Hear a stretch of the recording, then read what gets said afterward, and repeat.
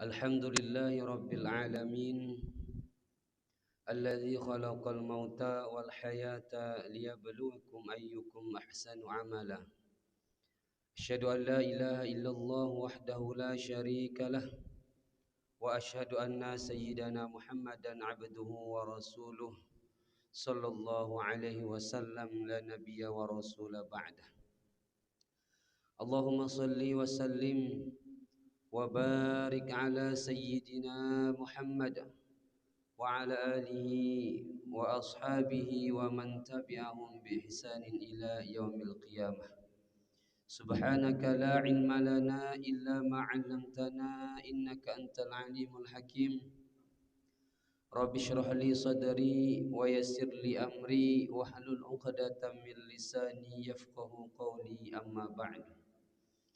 Yang kami hormati dan kami muliakan segenap pengurus Masjid Raya An-Nur Provinsi Riau, Ketua Umum, Ketua Harian beserta jajarannya, para imam masjid, para muadzin, para alim ulama, para tokoh masyarakat cerdik pandai, baik yang langsung hadir di Masjid Raya An-Nur Provinsi Riau ataupun yang menyaksikan lewat fanspage Masjid Raya An-Nur Provinsi Riau dimanapun Anda berada. Yang besar tak dihimbau gelar, yang kecil tak disebut nama. InsyaAllah kita semua senantiasa dirahmati, diberkahi, diridhai dan juga diampuni segala dosa-dosanya oleh Allah Subhanahu wa taala. Amin ya rabbal alamin. Bersyukur kita kepada Allah dengan ucapan alhamdulillahi rabbil alamin. Berselawat kita kepada baginda Rasulullah sallallahu alaihi wasallam dengan ucapan Allahumma shalli ala sayyidina Muhammad wa ala ali sayyidina Muhammad. Assalamu alayka ya Rasulullah, assalamu alayka ya Habiballah. Bapak Ibu kaum muslimin dan kaum muslimat jamaah salat fardu zuhur yang dimuliakan Allah Subhanahu wa taala. Bagaimana kabarnya Bapak Ibu, sehat? Alhamdulillah sehat. Sebagaimana yang kita maklum bahwasanya tugas utama dari penciptaan kita selaku manusia ini, selaku makhluk Allah Subhanahu wa taala ini adalah tiada lain dan tiada bukan yaitu senantiasa untuk mengabdikan diri kepada Allah Subhanahu wa taala, senantiasa beribadah, berubudiyah kepada Allah Subhanahu wa taala. Hal ini disampaikan oleh Allah Subhanahu wa taala di dalam Al-Qur'an sebagaimana yang sering kita dengar, wa ma khalaqtul jinna wal insa illa liya'budun, dan tidak aku ciptakan jin dan juga manusia melainkan untuk senantiasa beribadah, menyembah dan berubudiyah kepadaku, kata Allah Subhanahu wa taala. Dari sekian banyak ibadah yang kita kerjakan selama ini, harapannya adalah yaitu agar kemudian ibadah yang kita lakukan ini terus mampu kita laksanakan dalam setiap harinya sampai akhir hayat kita nanti. Kita terus beramal, kita terus beribadah, kita terus mengabdikan diri kita kepada Allah Subhanahu wa taala. Karena kata baginda Rasulullah sallallahu alaihi wasallam, ahabbul a'mal ilallahi adwamuha wa in qalla. Amal yang terbaik di sisi Allah Subhanahu wa taala, yang dicintai oleh Allah Subhanahu wa taala itu adalah amal soleh yang dikerjakan secara terus-menerus, yang dikerjakan secara kontinu meskipun dia dalam jumlahnya tidak banyak.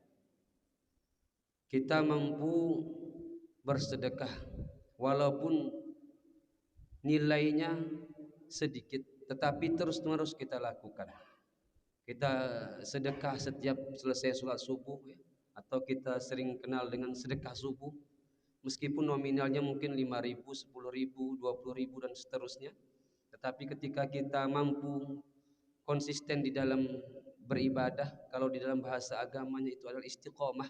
Istiqomah terus kita beribadah, maka itu adalah amalan ibadah yang terbaik di sisi Allah Subhanahu wa taala.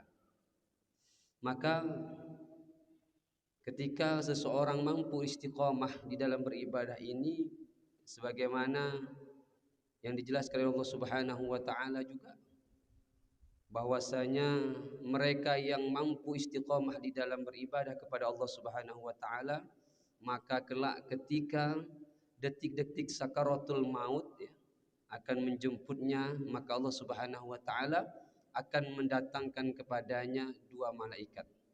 Tatanazzalu alaihimul malaikah alla takhafu wa la tahzanu. Yang kemudian malaikat ini mengatakan dan membisikkan kepada orang yang sedang mengalami sakaratul maut ini dengan ucapan alla takhafu wa la tahzanu. Jangan engkau takut dan juga jangan engkau sedih. Wa absyiru bil jannah allati kuntum tu'adun. Dan diberikan kabar gembira kepada mereka yang mampu beristiqamah di jalan Allah Subhanahu wa taala itu adalah dengan kabar gembira berupa syurganya Allah Subhanahu wa taala.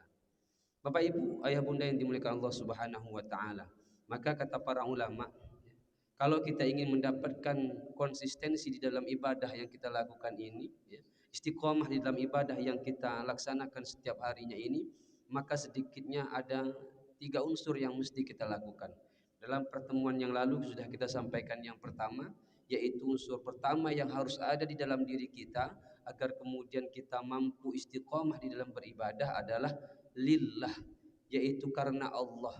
Hanya semata-mata ibadah yang kita kerjakan itu kita niatkan untuk Allah Subhanahu wa taala, atau yang kita kenal dengan ikhlas.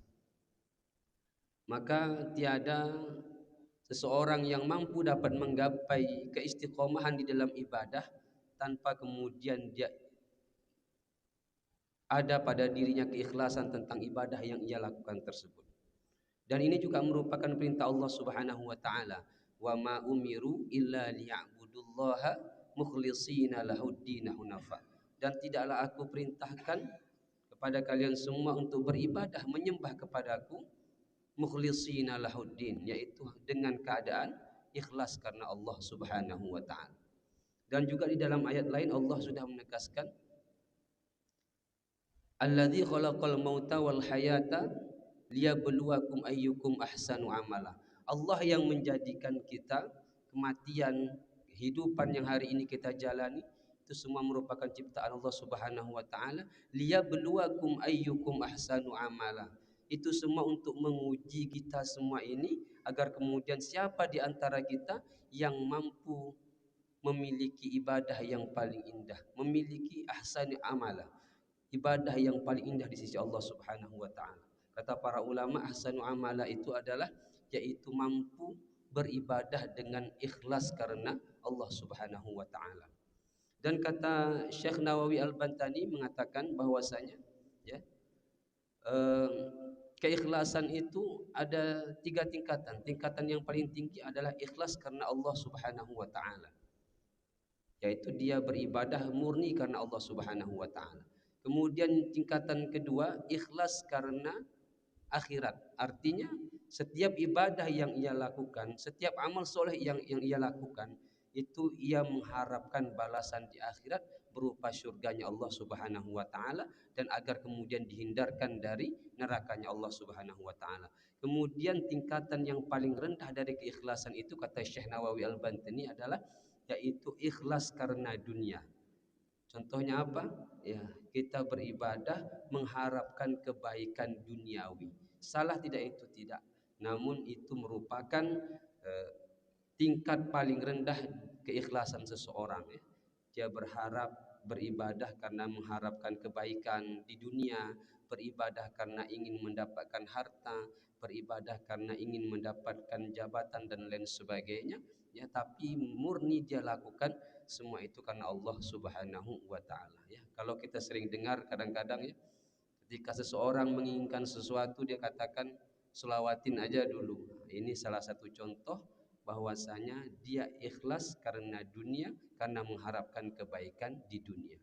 Kemudian yang kedua, unsur yang kedua yang mesti ada pada diri seseorang itu agar kemudian ia mampu mencapai hakikat istiqomah yang sesungguhnya adalah yaitu billah, artinya senantiasa dengan Allah Subhanahu wa taala, senantiasa mengharapkan pertolongan dari Allah Subhanahu wa taala melalui doa-doa yang selalu ia lantunkan ketika selesai melaksanakan ibadah. Jadi ada seorang jamaah yang menyampaikan selama ini bertahun-tahun beribadah tetapi belum mampu mencapai tingkat keistiqomahan. Sampailah pada suatu ketika ya di sebuah taklim, dia mengikuti taklim, kemudian disampaikan kepadanya bahwasanya salah satu yang mesti kita hadirkan di diri kita agar kemudian keistiqomahan itu mampu datang adalah meminta tolong kepada Allah Subhanahu wa taala. Makanya hal ini juga kita selalu lafalkan ya, dalam setiap solat kita, iyyaka na'budu wa iyyaka nasta'in. Kita hanya menyembah kepada Allah Subhanahu wa taala dan meminta pertolongan kepada Allah Subhanahu wa taala. Jadi bukan masalah perkara dunia saja kita meminta pertolongan kepada Allah Subhanahu wa taala, bahkan sampai ketika kita beribadah kepadanya juga mestilah kita juga meminta pertolongan kepada beliau. Karena sekali waktu Rasulullah SAW itu pernah menyampaikan pesan kepada sahabat Mu'adz bin Jabal, usika ya Mu'adz, la ta'da'anna fi duburi kulli solah taqul. Ya Mu'adz, aku berwasiat kepadamu, jangan engkau lupakan setiap selesai solat waktu, solat wajib, untuk mengatakan Allahumma a'inni ala dzikrika wa syukrika wa husni ibadatik.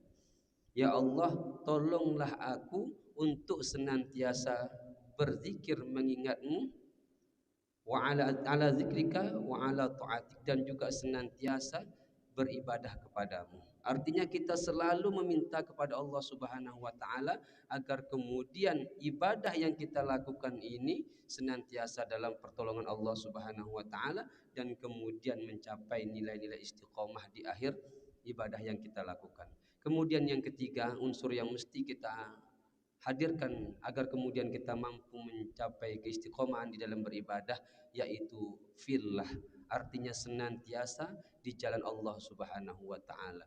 Fastaqim kama umirta, istiqomahlah kamu di dalam beribadah sebagaimana yang Allah Subhanahu wa taala perintahkan kepadamu. Artinya ibadah yang kita lakukan itu betul-betul melalui Al-Quran dan juga sunnah baginda Rasulullah Sallallahu Alaihi Wasallam. Bapak dan ibu ayah bunda yang dimuliakan Allah Subhanahu Wa Taala, semoga Allah Subhanahu Wa Taala anugerahkan keistiqomahan kepada kita semua sehingga kemudian di akhir hayat kita Allah Subhanahu Wa Taala berikan kabar gembira berupa surganya Allah Subhanahu Wa Taala. Amin ya Rabbal Alamin. Demikian yang dapat kami sampaikan pada kesempatan yang berbahagia ini. Yang benar tentu datang dari Allah Subhanahu wa taala, yang salah pasti datang dari diri pribadi kami. Kami mohon maaf yang sebesar-besarnya. Wallahul muwaffiq ila aqwamit thoriq. Wassalamualaikum warahmatullahi wabarakatuh.